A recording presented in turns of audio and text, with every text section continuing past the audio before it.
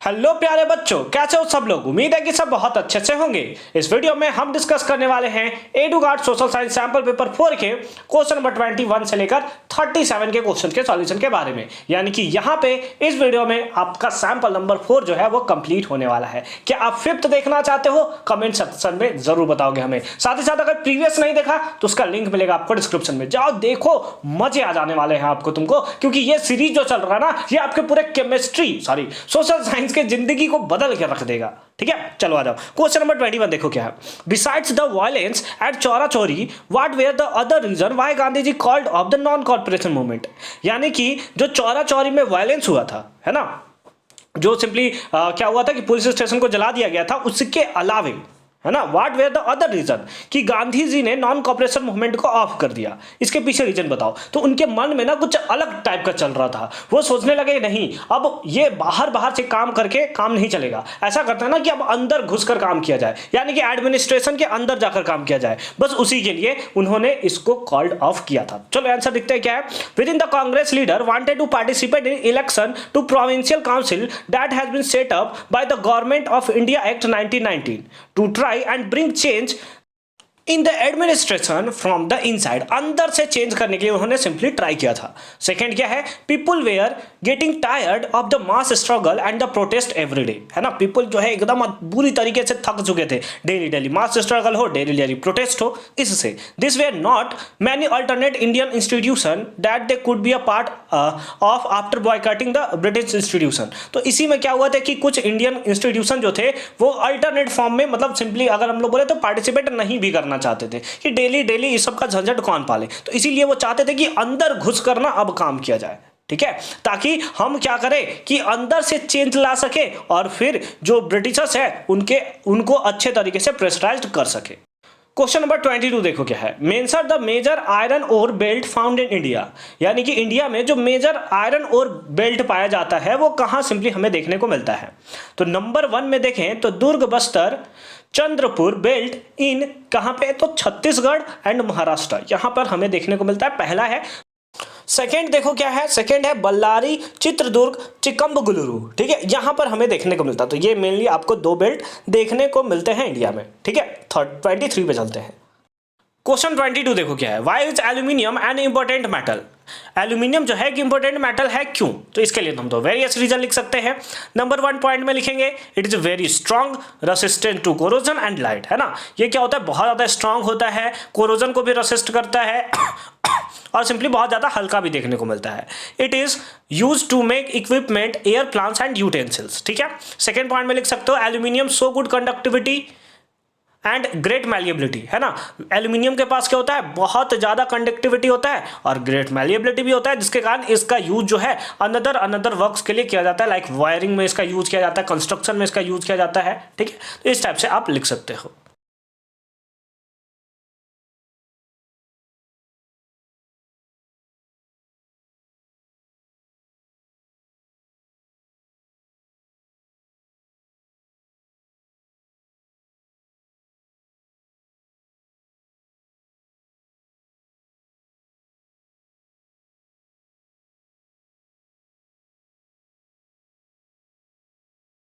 Question number 23 देखो क्या है। Has the tertiary sector grow equally in terms of employment generation as is contribution to the GDP, ठीक है। यानी कि टर्शरी सेक्टर जो है बाकी सारे सेक्टर लाइक प्राइमरी और टर्शरी सेक्टर के कंपेयर में क्या इक्वली ग्रो कर रहा है इन टर्म्स ऑफ एम्प्लॉयमेंट जनरेशन। यानी कि जैसे प्राइमरी सेक्टर जितना एम्प्लॉयमेंट जनरेट करता है, सेकेंडरी जितना एम्प्लॉयमेंट जनरेट करता है, क्या उसी के कंपेयर में टर्शरी भी इक्वली करता है और साथ ही साथ उसका कंट्रीब्यूशन भी जीडीपी में इक्वल होता है। इसके बारे में सिंपली हमसे पूछा गया, तो सिंपल सा आंसर होगा नहीं होगा। क्यों? क्योंकि अभी भी देखा जाता है तो जो प्राइमरी सेक्टर है, primary sector in the sense agriculture हो गया, फिशिंग हो गया, ये जो है अभी भी लीड कर रहा है इन टर्म्स ऑफ एम्प्लॉयमेंट, है ना। प्राइमरी सेक्टर के पास ज्यादा एम्प्लॉयमेंट है करंट डेटा ऑफ जीडीपी, ठीक है। तो चलिए आंसर देख लेते हैं क्या है। The tertiary sector has not grown equally in terms of the employment generation from 1973 to 2014, ठीक है। The primary sector continues to be best employer even now. अभी भी जो प्राइमरी सेक्टर है वही जो है हमारा वो लार्जेस्ट एम्प्लॉयर है ना। तो आई होप कि ये कॉन्सेप्ट भी आपको अच्छे तरीके से समझ में आया होगा। क्वेश्चन नंबर 24 देखो क्या है, how does the equal remuneration act 1956 help in overcoming the discrimination faced by womens at work place. यानी कि जो 1956 में एक्ट आया था उसके अकॉर्डिंग कैसे जो वुमेन्स थे, जो मेनली एम्प्लॉयड जो वर्कर्स थी वुमेन में, उनका डिस्क्रिमिनेशन को वो कैसे कम कर देता है। ठीक है, तो देखिए क्या था कि जो हमारा 1956 का एक्ट था उसमें ये मैंडेटरी कर दिया गया था कि कोई ऑफिसेस जो है वहां पे मेन भी अलाउड है और वुमेन भी एज अ एम्प्लॉयर जो है वो अलाउड है। तो अगर वुमेन के पास है ना, अगर वुमेन के पास सेम पोजीशन है जो कि मेन के पास है और वो इक्वली वेल भी परफॉर्म कर रही है, तो वैसे केसेस में दोनों का वेजेज जो होगा, दोनों का जो पैसा होगा ना, क्या बोलते हैं उसको यार, दोनों का जो सैलरी होगा, ठीक है, वो क्या होगा, इक्वल होगा। ये सिंपली था। उसके साथ साथ this will reduce the wages gap and promote equality eight work place, जो कि क्या करता है, वेज गैप को कम कर दिया और इक्वालिटी वर्क प्लेस पे भी उसे प्रोवाइड कर दिया। Womens will feel appreciate and valued, और तब जाकर वुमेन्स जो है उनको अप्रिशिएट भी फील होने लगा और वैल्यूड भी हमें फील देखने को मिलता है। जैसे अगर आप देखो ना तो एकदम आजकल का एक नया एग्जांपल आपको देखने को मिलेगा कि अंडर जो वर्ल्ड कप है, वुमेन्स वर्ल्ड कप, आपने सुना होगा कि आजकल होने वाला है। तो इससे पहले क्या था कि जो मेंस को पर मैच जो चार्ज किया जाता था ना और वुमेन्स को चार्ज किया जाता था, वुमेन्स का पहले कम था, बट फिलहाल अगर आप देखो तो बीसीसीआई का जो नया रूल है उसके अकॉर्डिंग क्या है कि वुमेन्स क्रिकेटर जो है उनको भी इक्वली पैसा दिया जाएगा जितना मेंस को दिया जाता है। ठीक है, तो इसी टाइप का आप समझ सकते हो कि अब दोनों को मतलब वैल्यू कर दिया गया है कि अगर दोनों सेम काम कर रहे हैं, दोनों इंडिया का ही नाम कर रहे हैं, तो फिर दोनों का पैसा भी सेम होना चाहिए। ठीक है, चलो आगे चलते हैं। क्वेश्चन नंबर 25 देखो क्या है, how are state parties beneficial for Indian democracy. यानी इंडियन डेमोक्रेसी के लिए कैसे जो स्टेट की पार्टीज है, जो छोटे छोटे पार्टीज होती है जो एक स्टेट में वर्क करती है, वो बेनिफिशियल है। चलो देख लेते हैं इसका आंसर। नंबर 1 पॉइंट में लिखेंगे, India is a diverse country with numerous communities residing in different parts, जहां पे अलग अलग पार्ट्स में आपको अलग अलग कम्युनिटी देखने को मिलता है। वैसे केसेस में क्या होता है, स्टेट और regional parties help accommodate each of their aspiration. ठीक है, यानी कि जो स्टेट पार्टीज हो गए, जो रीजनल पार्टी हो गए, वो क्या करती है, इक्वली शेयर जो है वो प्रोवाइड करती है, किसमें, कॉन्स्टिट्यूशन में, या फिर यूं बोल सकते हैं कि जो पावर का डिस्ट्रीब्यूशन होता है ना, फिर उस केस में किसी एक के हाथों में ना रखकर अलग अलग मतलब कम्युनिटी में हमें बटा हुआ दिखाई देता है, जो बहुत अच्छा है डेमोक्रेसी के लिए। सेकेंड पॉइंट देखो क्या है, state parties strengthen the concept of federalism in the Indian democracy. और उसके साथ साथ हम लोग क्या बोल सकते हैं कि जो स्टेट पार्टीज होती है ना, वो क्या करती है, स्ट्रेंथ कर देती है किसको, फेडरलिज्म के कॉन्सेप्ट को। इसमें फेडरलिज्म का मतलब क्या था कि बहुत सारे टायर में पावर का डिस्ट्रीब्यूशन होना, केवल एक ही इंसान के पास, केवल एक ही इंस्टीट्यूशन के पास सारा का सारा पावर ना हो। इसलिए सेंट्रल गवर्नमेंट से स्टेट गवर्नमेंट आता है, फिर स्टेट गवर्नमेंट के अंदर भी हमें डिस्ट्रिक्ट लेवल पे देखने को मिलता है, और डिस्ट्रिक्ट लेवल से अंदर भी पंचायत यानी कि हर गांव में भी हमें देखने को मिलता है। उसके साथ साथ म्युनिसिपैलिटी कॉर्पोरेशन भी आपको देखने को मिलता है। आगे देखो, because often national parties have to form coalition government with state parties to govern a state the country. ठीक है, यानी कि कोलिशन गवर्नमेंट का भी फॉर्मेशन कर सकता है नेशनल पार्टीज के साथ, तो ये तो बहुत अच्छी बात है। थर्ड में देखो क्या है, common people and the talented administrator can reach and participate in state parties easily. It is harder for them to approach national political parties। यानी कि अगर कोई एबल इंसान है, ठीक है, कोई एबल ऐसा एडमिनिस्ट्रेटर है जो सप्रेस हो जाता है, क्योंकि वो नेशनल पार्टी में उसका पहुंच नहीं है, तो वैसे में वो क्या कर सकता है कि स्टेट पार्टी जो है उसको सिंपली वो क्या कर सकता है, अप्रोच कर सकता है कि आप हमें ले लो, हमें कैंडिडेट बना दो, हम इतना बढ़िया काम करके दिखाएंगे ना कि अगले बार फिर से आप जीतोगे। ठीक है, तो ये इस टाइप्स के पॉइंट्स में आप इसका आंसर दे सकते हो। क्वेश्चन नंबर 26 देखो क्या है, why is the road transport becoming more important for the development of a nation with time. ठीक है, यानी कि जो रोड का डेवलपमेंट है, जो रोड ट्रांसपोर्ट है, वो ज्यादा इंपॉर्टेंट क्यों है किसी नेशन के डेवलपमेंट में। तो चलो आंसर लिखते हैं। नंबर 1 पॉइंट में लिखेंगे, it is most commonly used form of transportation, है ना, यानी कि ज्यादातर इसी का यूज किया जाता है for shorter distances. Goods are transported from factories to market and vice versa using roads, है ना, मतलब रोड का ही ज्यादा यूज होता है। अब कितना दिन भर आप ट्रेन से थोड़ी जाओगे, दिन भर आप एरोप्लेन से थोड़ी जाओगे। अब कुछ बोलोगे सर आज तो हम जिंदगी में नहीं गए, सर आप बोल रहे हो कि हमेशा जाओगे। सेकंड देखो क्या, the construction and the maintenance cost of road is less than अब any other form of transportation, यानी कि जो कंस्ट्रक्शन का काम है, जो मेंटेनेंस का काम है, वो बाकी अदर के कंपेयर में बहुत ही कम है। ठीक है, जैसे आपको रेलवे बनाना है तो पैसा दम तक लगेगा, और हमारे बस के तो काम ही मतलब बात ही नहीं है, ये केवल और केवल एक ही के बात है, वो है सेंट्रल गवर्नमेंट के हाथ में। थर्ड में देखो क्या है, they connect different modes of transportation to people, resist and offices. ठीक है, यानी कि अगर आपको क्या करना है कि पीपल को क्या करना है कि ऑफिस जाना है, केवल ऑफिस जाना है, तो वो बाइक से जा सकता है तो रोड के थ्रू ही जाएगा, साइकिल से जा सकता है, पैदल जा सकता है तो सिंपली रोड के थ्रू ही तो जाएगा। तो इस टाइप से आप सिंपली इसका पॉइंट लिख सकते हो। क्वेश्चन नंबर 27 देखो क्या है, why did the developing nation organized themselves into G77? Mention 3 points, 3 point में कम से कम इसको मेंशन करना है। ठीक है, चलो देख लेते हैं क्या होगा। सबसे पहले लिखेंगे the development that the western economic experience in the 1960s and 1960s was completely different from that experience by the developing and the least developed countries. यानी कि अगर आप देखो कि वेस्टर्न इकोनॉमिक में टाइम देखें तो 1950 से 1960 तक एक वास्ट चेंज आया था। अगर उसको हम लोग कंपेयर करें लिस्ट डेवलपिंग कंट्रीज से, या जो नॉर्मल जो अभी डेवलपिंग कंट्रीज है, जैसे इंडिया जो है वो एक डेवलपिंग कंट्री है, और जबकि जो अगर हम लोग वेस्टर्न पार्ट में बात करें तो वहाँ पर 1950 से लेकर 1916 में ही इतना सारे चेंजेस आया था जिसको अभी तक हम लोग फॉलो कर रहे हैं। टू एड देयर डेवलपमेंट, उनके डेवलपमेंट को एड करने के लिए the developing countries organized themselves as a G group of 77। ठीक है, यानी कि फिर उन कंट्रीज को क्या किया जाता है, ग्रुप ऑफ 77 यानी कि G77 में मिलाया जाता है, ताकि उनसे पूछ सके या फिर बात कर सके, डिमांड कर सके छोटे छोटे चीज़ों जो हमारे पास नहीं है या जो हमारे पास है बट उसका हम लोग यूज नहीं कर पा रहे हैं। तो to demand a new international economic order, third part में देखेंगे तो लिखा हुआ है they wanted to gain real control over their natural resources, more development assistance, fair price for raw materials and better access for their manufacture goods in developed countries. यानी कि अगर let suppose India से कोई raw material चला जा रहा है, ठीक है, तो उसका फेयर प्राइस मिल रहा है कि नहीं मिल रहा है। ऐसा तो नहीं कि जो डेवलप्ड कंट्रीज है वहां से मतलब टैक्सेस इतना जोड़ दे रही है कि हमें कुछ प्रॉफिट नहीं मिल पा रहा है। तो वो सारे के सारे चीजों को देखने के लिए फर्दर मूव करते हैं 28 क्वेश्चन पे। क्वेश्चन नंबर 28 देखो क्या है, mention 3 reason why self help group are necessary for people living in rural areas.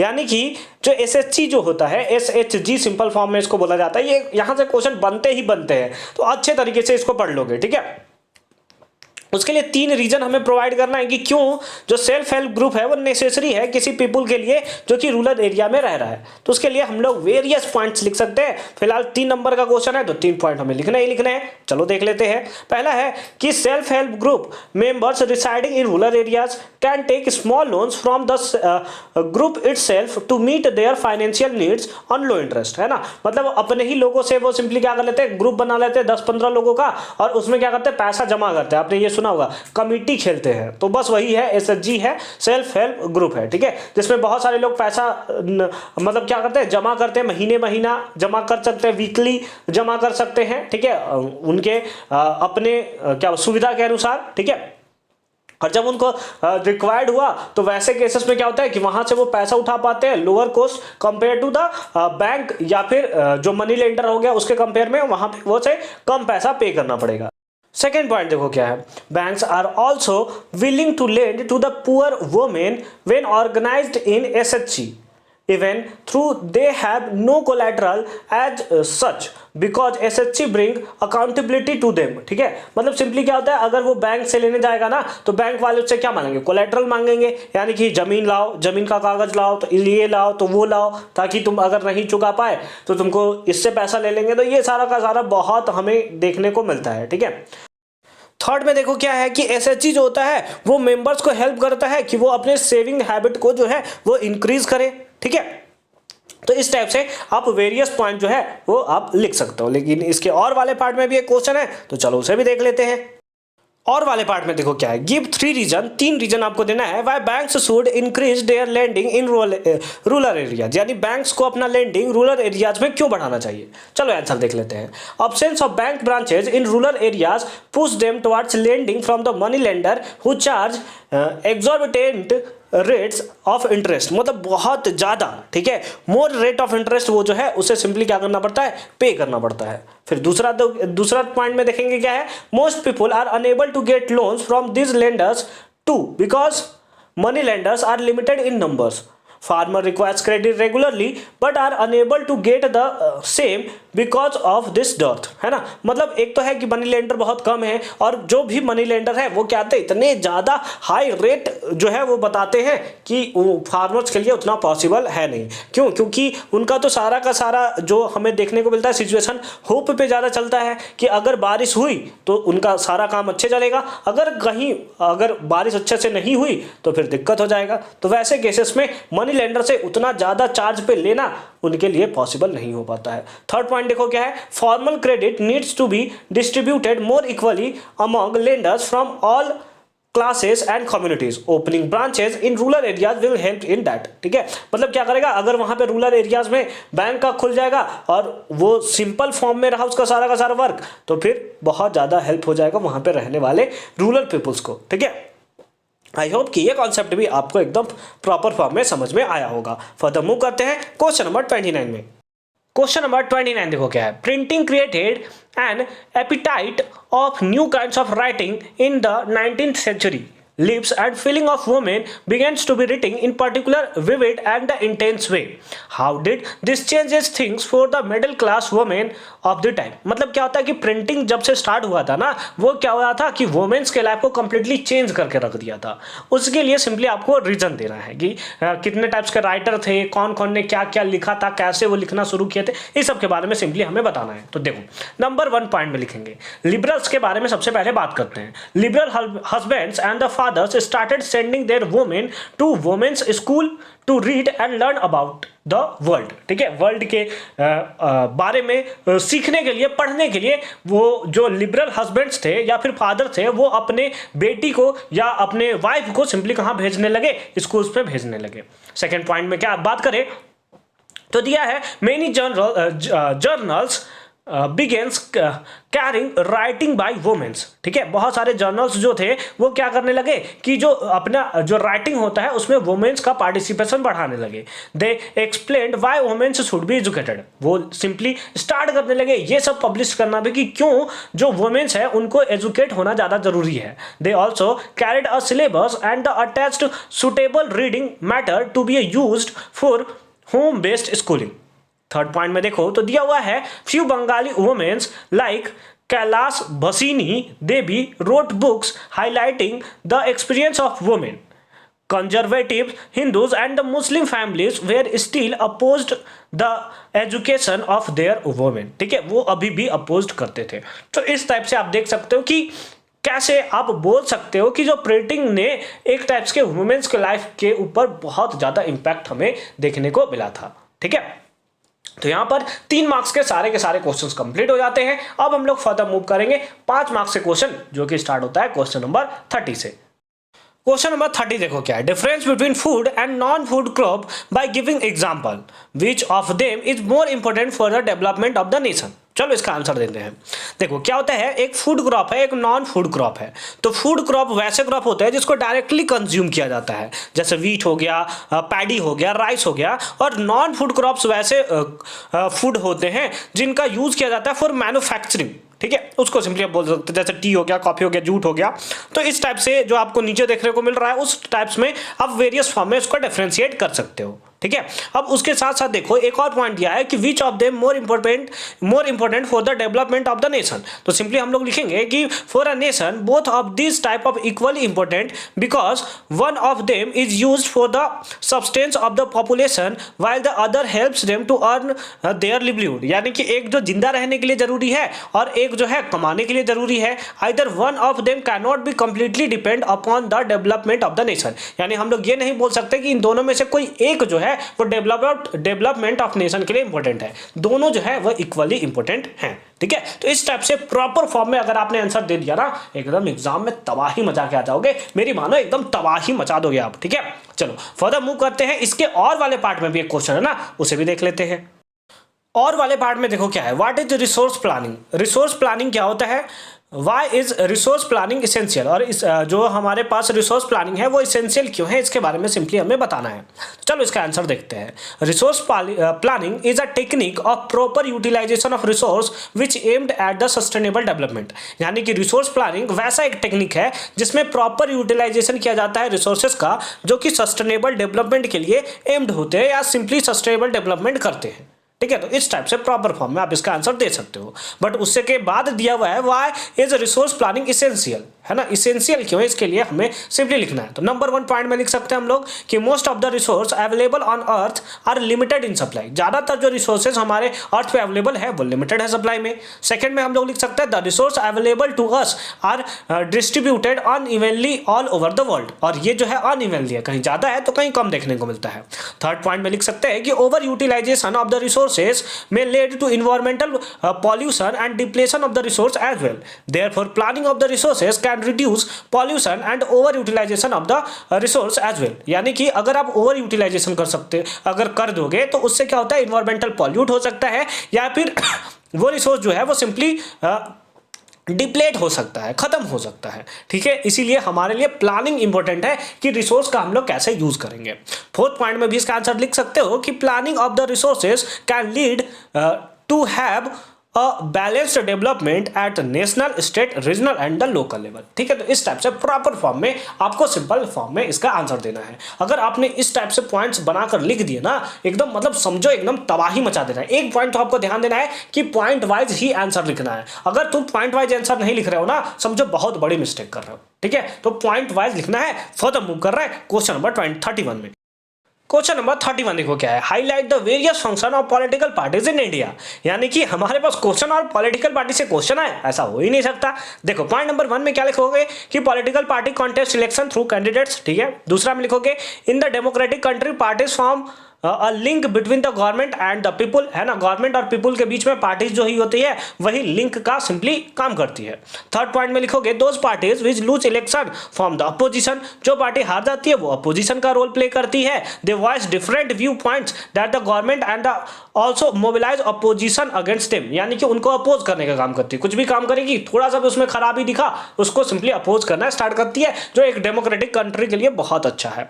Fourth point में लिख सकते हो कि political party save public opinion, है ना। ये क्या करती है, पब्लिक ओपिनियन को सिंपली उठाने का काम करती है। फिफ्थ पॉइंट में लिखोगे political parties represent the view of various communities and mould it to achieve satisfaction for the majority, है ना। क्या करती है कि ये सिंपली क्या करती है, पॉइंट ऑफ व्यू रखती है वेरियस कम्युनिटीज को और उनको सेटिस्फाई करने के लिए, मेजोरिटी को सेटिस्फाई करने के लिए, माइनॉरिटी को सेटिस्फाई करने के लिए काम करती है। ठीक है, तो इस टाइप से आप देख सकते हो कि प्रॉपर फॉर्म में आप आंसर लिखना है। ठीक है, और 5 मार्क्स से क्वेश्चन है तो मिनिमम 5 मार्क्स होने चाहिए। 3 मार्क्स का क्वेश्चन है तो 3 प्रॉपर पॉइंट्स होने चाहिए। ठीक है, और अगर आपको लग रहा है कि एक पॉइंट थोड़ा इधर उधर है तो 4th पॉइंट लिख दो, लेकिन आपको पॉइंट लिखने हैं। ठीक है, चलो फर्दर मूव करते हैं। इसके और वाले पार्ट में भी क्वेश्चन है, उसे भी देख लेते हैं।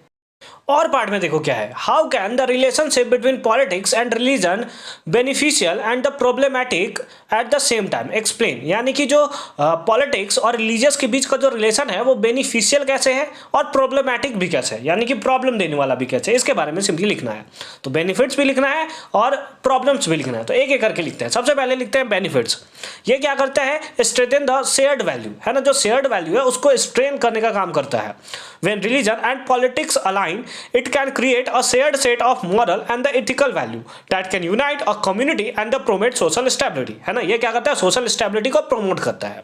दूसरा हम लोग देख सकते हैं मोबिलाइजेशन ऑफ सपोर्ट, है ना। Religious leaders and the institution can mobilize large number of people to support political causes and candidates increase the chance of success, है ना। सक्सेस के चांस को बढ़ा देता है। जब दोनों साथ में आ गए ना एकदम धूम मच जाएगा। ठीक है, थर्ड देखो क्या है, प्रोमोटिंग पीस, है ना। जैसे कोई रिलीजियस लीडर है वो क्या करता है, in case in proper form में पढ़ लो, देखो क्या है, in some case religious leader can play a role in meditating conflict and promoting peace particularly in dividing societies, है ना। लेकिन अभी के सिचुएशन में क्या है ना कि अलग अलग कम्युनिटी के बीच में जब लड़ाई होता है ना तो एक दूसरे को भड़काता है, दूसरा तीसरे को भड़काता है, तो इस टाइप से भड़काने वाला है। जबकि क्या है, पॉलिटिकल पार्टीज और जो रिलीजियस हमारे पास देखने को मिलते हैं उन दोनों को क्या करना चाहिए, एक साथ मिलकर और लोगों को समझाना चाहिए कि वो जो है रिलीजियस जैसे मामले पे वो क्या कर रहे, अपने आप को कंट्रोल करके रखे। ठीक है, ये सब जो होती है ना वो फेथ की बातें हैं। ठीक है, तो इस टाइप से हम लोग इसका आंसर सिंपली लिख सकते हैं।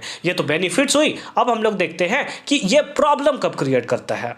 प्रॉब्लम्स देखो क्या क्या होगा। प्रॉब्लम्स में हो सकता है पोलराइजेशन। Number 1 point polarisation. देखो पोलराइजेशन क्या होगा कि जब दोनों के बीच में पॉलिटिक्स और साथ साथ रिलीजियस जो लीडर्स है उनके बीच में अगर कॉन्फ्लिक्ट हो गया तो वैसे केसेस में हमें क्या देखने को मिलेगा, एक टाइप का डिवीजन देखने को मिलेगा। Different religious groups have the different political view, क्योंकि अलग अलग क्या होता है पॉलिटिकल जो व्यू होता है रिलीजियस ग्रुप का वो अलग अलग होता है। ठीक है। सेकंड देखो discrimination. In some cases the intersection of religions and the politics can lead to discriminates against those who hold different believe, है ना। मतलब जो डिफरेंट बिलीव्स को फॉलो करता है वैसे केसेस में क्या हो सकता है कि दो पॉलिटिकल पार्टीज के बीच में या पॉलिटिकल पार्टीज और रिलीजियस कम्युनिटी के बीच में लड़ाई वाली सिचुएशन भी पैदा हो सकती है। डिस्क्रिमिनेशन भी हमें देखने को मिल सकता है।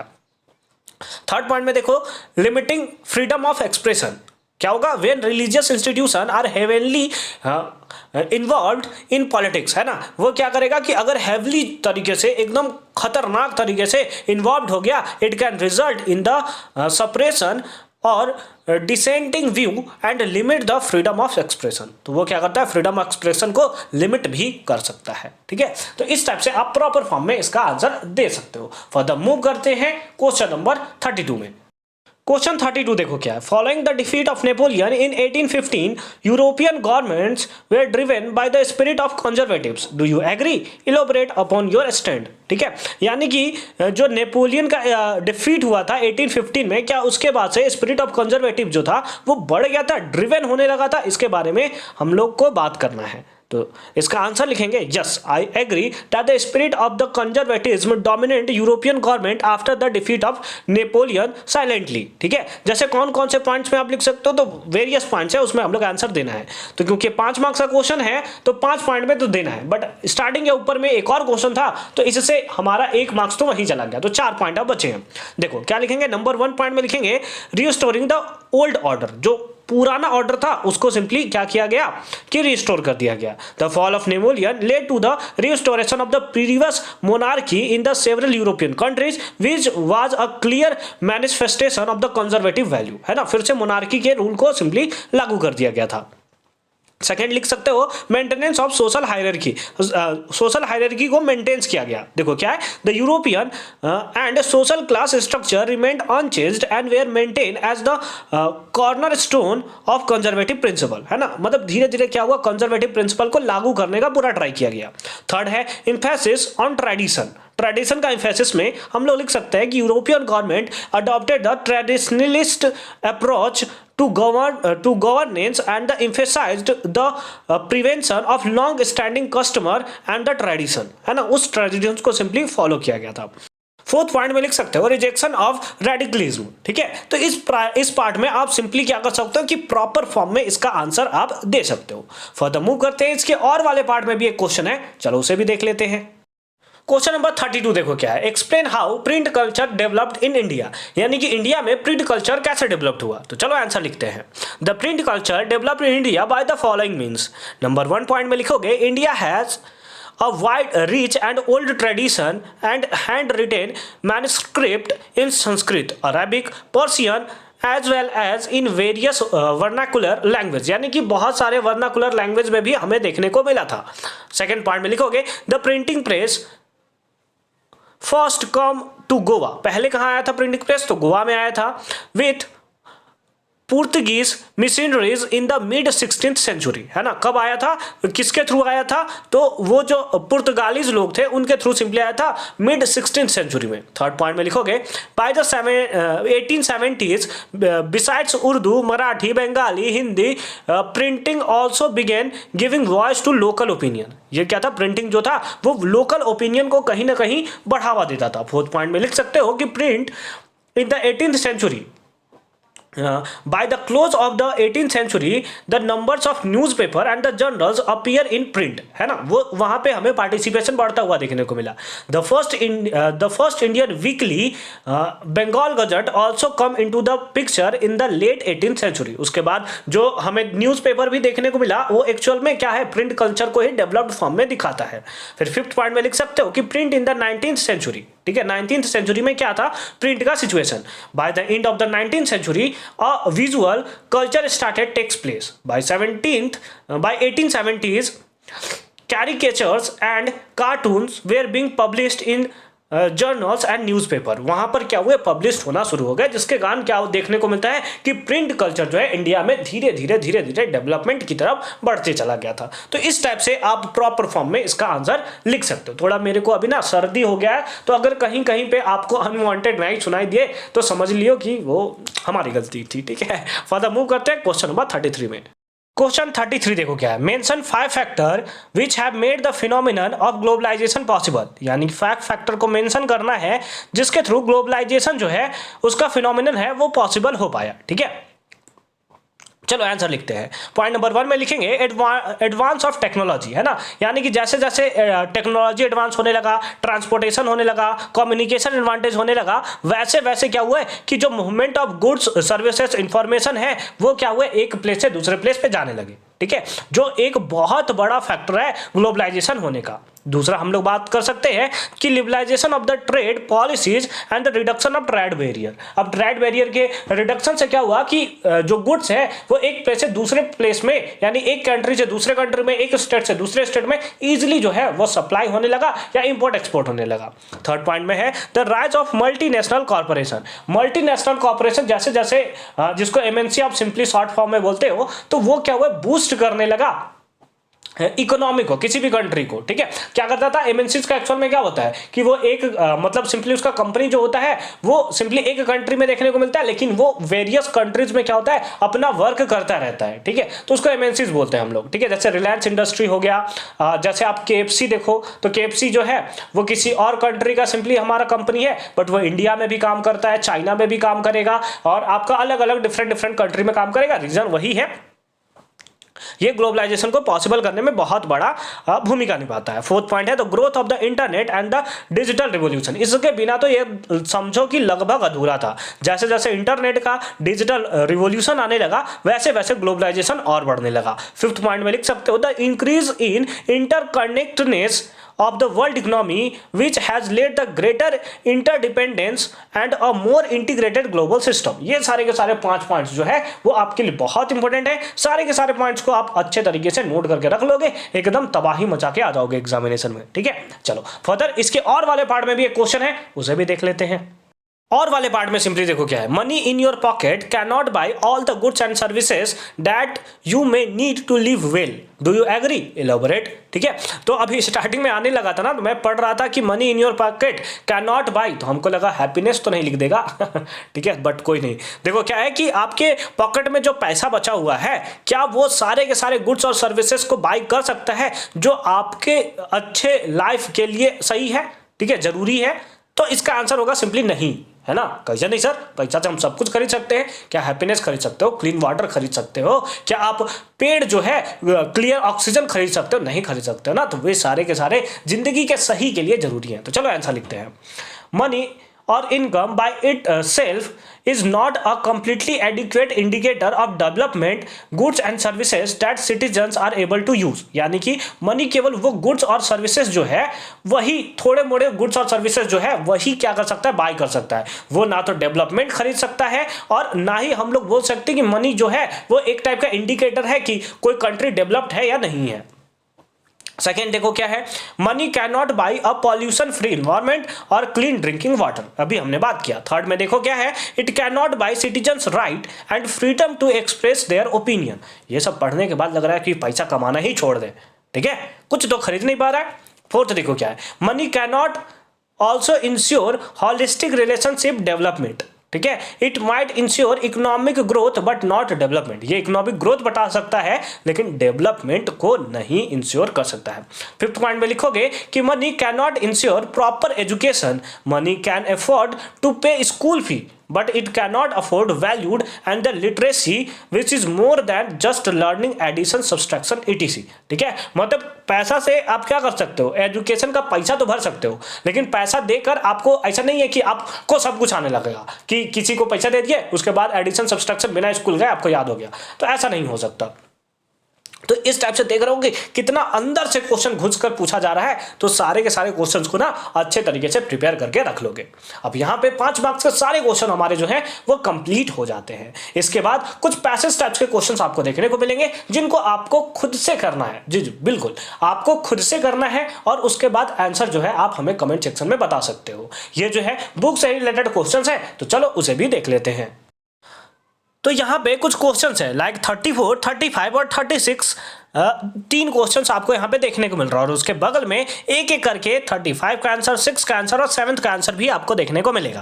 तो सबको पढ़ो, अच्छे तरीके से समझो और उसके बाद आप आंसर कर सकते हो। ये बहुत ही सिंपल क्वेश्चन देखने को मिलेंगे, मिडिल ऑफ द चैप्टर के क्वेश्चन है, तो बस आप देखकर और नॉर्मली फॉर्म में इसको समझ सकते हो। तो अभी एक एक करके क्वेश्चन नंबर 35, 36 और 37 का आंसर आपको देखने को मिलेगा। सिंपली वीडियो पॉज करो और उसको देख सकते हो, ठीक है। चलो अब उसके बाद हम लोग मिलते हैं मैप वाले क्वेश्चन में।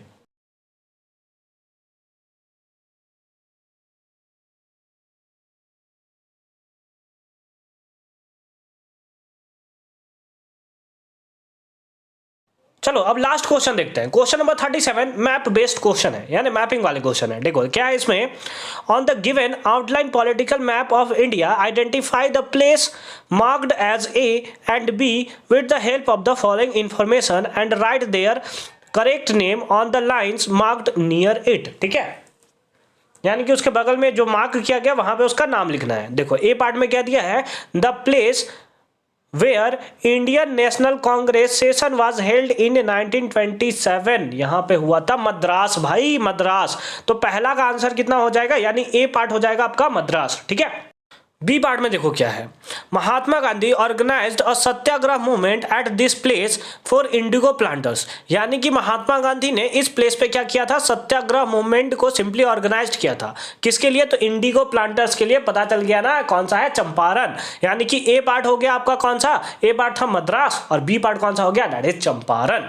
ठीक है, तो वो तो आप मार्क कर सकते हो। इसके बी पार्ट में देखो क्या है, on the same given map of India locate and label any 3 of the following with the suitable symbol. ठीक है, 3 को ही करना है बट हम तो 4 को करने वाले हैं फिलहाल। ठीक है, तो ए पार्ट में देखो क्या है, ए पार्ट में दिया है रामागुंडम थर्मल पावर प्लांट, है ना, रामागुंडम थर्मल पावर प्लांट। तो ये आपको कहीं यहां पर देखने को मिलेगा।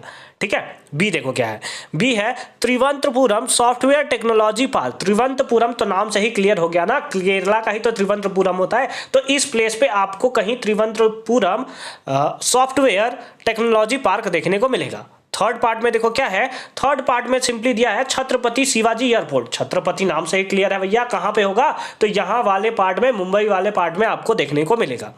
डी पार्ट में देखो क्या है, हल्दिया पोर्ट, है ना, हल्दिया पोर्ट आपको कहां देखने को मिलेगा, तो हल्दिया पोर्ट यहां पे कहीं आपको देखने को मिलेगा। तो इस टाइप से प्रॉपर फॉर्म में आप इसका आंसर दे सकते हो। आई होप कि सारा का सारा कॉन्सेप्ट आपको एकदम प्रॉपर फॉर्म में समझ में आया होगा कि कैसे हमने एक एक क्वेश्चन को एकदम सेटिस्फाइड फॉर्म में आंसर किया है। अगर आपको हमारा वीडियो पसंद आता है तो चैनल को सब्सक्राइब करो, लाइक करो और अपने फ्रेंड्स के साथ शेयर करो। मिलते हैं आपसे अगली वीडियो में। क्या आप नेक्स्ट सैंपल नंबर 5 का सॉल्यूशन चाहते हो? अगर हाँ तो कमेंट सेक्शन में भर दो कि हमें चाहिए और जल्दी ही चाहिए। मिलते हैं आपसे अगली वीडियो में, तब तक के लिए अच्छे से पढ़ाई करते रहिए। All the very best.